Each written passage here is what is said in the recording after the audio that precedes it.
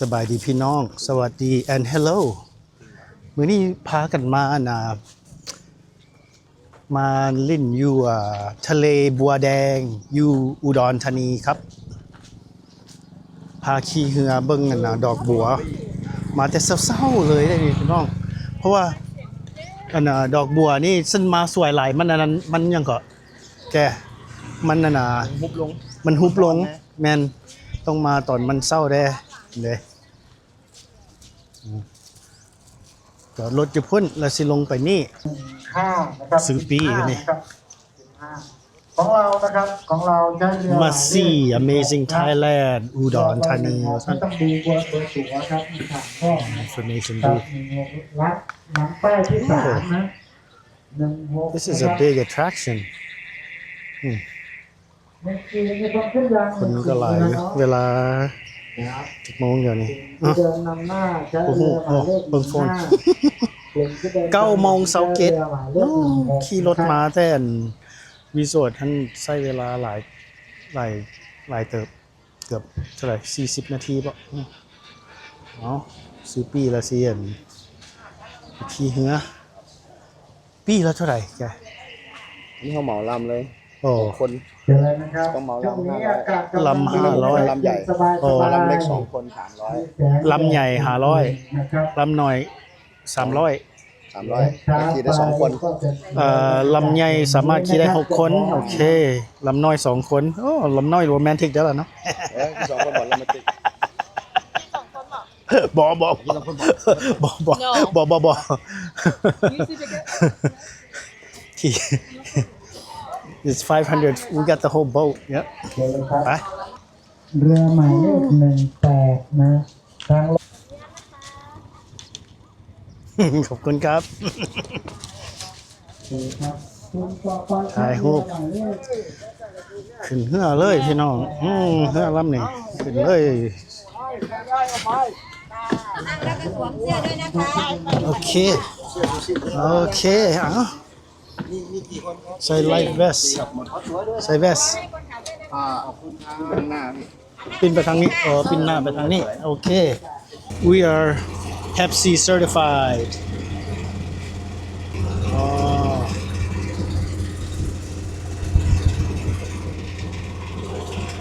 ว้าวงามมาตอนเช้าแบบสวยงามแท้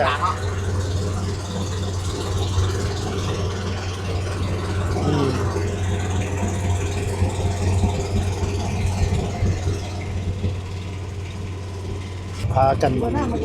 จอดอยู่หันกีนี้แล้วกันถ่ายรูปแล้วก็ถ่ายเซลฟี่แบบนี้ไปต่อน้ำไหลนี่ beautiful สวยมาก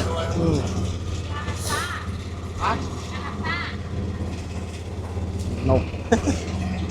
ใต้วิดีโอข้อก็มันเนาะ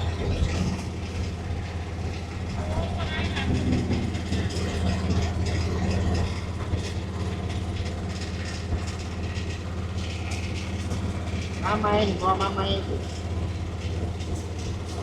มาทางแง่หัวเปิดเล่นก่อนเลย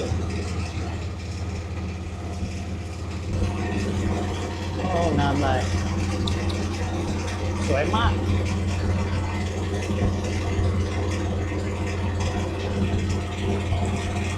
So it goes around the whole Yeah, it goes around the whole thing. This is huge. ใช้เวลาหลายปันใดนี้แก้ไปอ้อมนี่ฮะ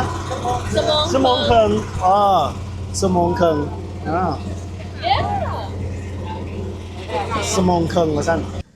โอเคให้รูปโรแมนติกนี่เจ้าก็โรแมนติกคือกันนี่เพิ่นโอเค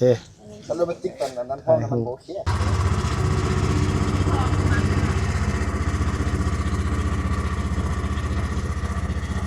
beautiful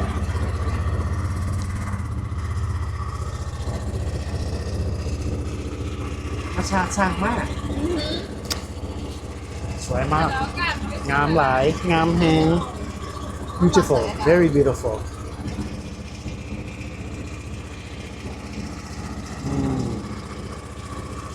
They were saying that it's not so deep. That's how it's able to grow. น้ำนี้มันบ่เลิกปานใดว่าซั่นประมาณเมตร แมทปลายบ่ แม่ปลาย แม่ปลาย เช้าแหละ แมทสาวเพราะว่าดอกบัวนี่ฉัน กระดูกกับกระดูกหัวเขาคนละ แม่นฉันมันเลิกลายดอกบัวมันนั้นมันบ่ขึ้นกับฉันแม่นล่ะเห็นบ่มาแต่เช้ามันพวมมันอันนั้นเนาะ 10 ความ โม บาง น 11 โมงมันก็เริ่มพุบแล้วมันเริ่ม โอ้ ตอนเช้าเนาะ แม่นละ เช้า มาตอนเช้าแบบสิมาตอนเช้าแบบสิ น งาม อุดร งามหลายพวกเขาก็ตัดสินใจถึงแล้วมาแต่เช้าเนาะ ทำได้อุดรเลยอันนั้นก็จะออกมาเล่นเป็นผมก็จะออกมาก่อน แม่นตรงใน prepare หน่อยหนึง Wow.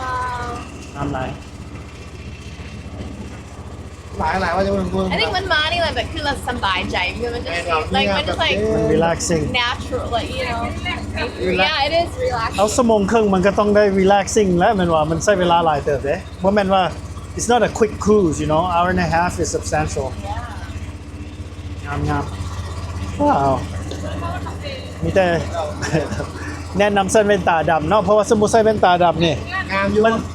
เลื่อมตา มันเลื่อมตา แล้วขี่ขึ้นไปอันนั้นน้ำนะเมื่อวันคนโอ้ยอากาศดีเลยที่แรกเลยคิดเสียว่าทำแบบมันแซ่บ อยู่เวียงทองอยู่เวียงทอง มันแบบยิงแล้วไปแล้วมันอา เย็น กาศ เด้อากาศ แม แม่ นแมน โอ้ทำงานเลย โอ้งามโอ้นกนี่เป็นนกอย่างนี่งามเนาะนกอย่างก็นกอีโก้งอ๋อนกอีโก้ง มี ว่าซั่น ดอนอีกไงโคมมีดอน อ๋ อี อก ไง เดมินดอนอีกงาม ก่อนนี่โอ้ลาพักแก่นะ ว้าว Lululemon ถ่ายรูปโอ้งามเลย It's very peaceful out here so peaceful and relaxing for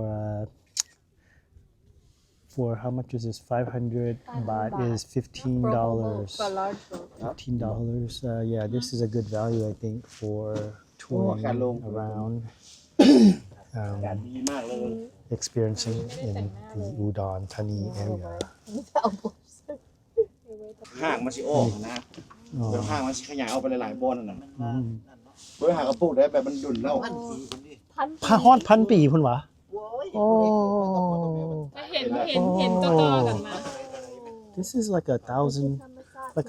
ผมหมาย years ว่า old ปลูกมาแล้ว driver แล้วก็ the มันข guide ยาย was ออก saying ขยายออก เวลามันเกิดดวงสิบ่ครับบาดนั้นมันถึงมันตายมันก็จมลง จุ่มลงก็ไปแล้ว จมลงรุ่นมากก็มาเกิดที่เรา โอ้หมายว่าบัวได้ปลูกอย่างตื้มเลยเนาะหมายว่าบัวได้เสริมบัวได้อย่างธรรมชาติเบิดเนาะ ธรรมศาสตร์เลยครับ อ๋อ ตอนย่านหนาน้ำหลายๆจะเป็นแกง อ๋อ แบบบ่มีหยังเลย อ๋อ ย่านหน้าฝน สวยมาก บางยามหน้าฝนเนี่ยมัน ธรรมชาติ มีอย่างไรบ้าง ขึ้นหลายแล้วครับ4 เมตร 4-5 เมตร มันยามหน้าฝ เสีย น เป็น บ่มีอย่างเล เสีย ย เป็นธรรมดามันลงมาปุ๊บแล้วมันกระโบตายแต่เขาหมายว่ามันช่วง มันจม วันนี้มันพอพ้นขึ้นมาได้แล้วมันกานั้น แต่ว่ามันหลายเขาหมายว่าหลายแล้วมันบ่ตาย แต่ว่ามันบ่ได้จมด่วนถ้ามันจะ 1,000 years old อยู่4 เมตรนาน they ตายแน่นอน didn't add anything to it there's no มันแบบเราใส่น้ำเยอะนะ you adding seeds or anything like that to ตัวนี้แบบมันตาย to create this. This is ลงแล้วมันพ้น yeah, this is Mother Nature's gift, the Creator's gift to us all. อืม Wow.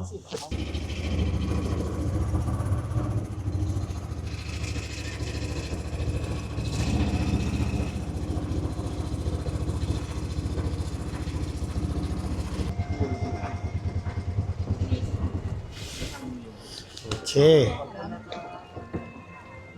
หมดแล้ว ขอบคุณครับ โอเคเชิญครับโอเคโอ้